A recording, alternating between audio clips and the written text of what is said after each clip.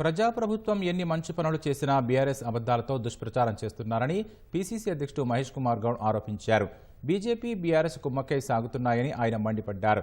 స్థానిక సంస్థల ఎన్నికల దృష్ట్యా రాష్ట్ర ప్రభుత్వం చేసిన మంచి పనులను జనాల్లోకి పెద్ద ఎత్తున తీసుకెళ్లాలని కార్యకర్తలకు సూచించారు.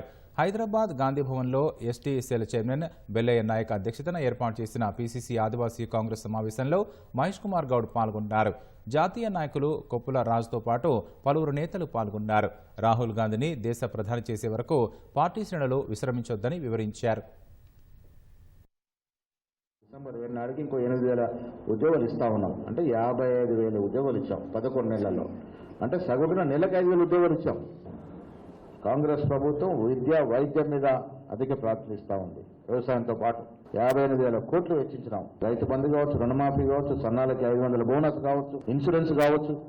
మీరు గట్టిగా ఉంటే మేము గట్టిగా ఉంటాం, మేము గట్టిగా ఉంటే ప్రభుత్వం ముందుకు పోతుంది. సో ఆ దశగా మనం ప్రయత్నం చేయాలి. మంచి వ్యక్తులు, గెలిచే వ్యక్తులు ఉంటే సీట్లు ఇద్దాం, అన్ని రకాలుగా ఆదుకొని గెలిపించుకునే ప్రయత్నం చేద్దాం. కేంద్రంలో అధికారంలోకి వచ్చి రాహుల్ గాంధీ గారిని ప్రధానమంత్రిగా చూసుకోవాలి. ఆ కర్తవ్యంతో ముందుకు పోదాం.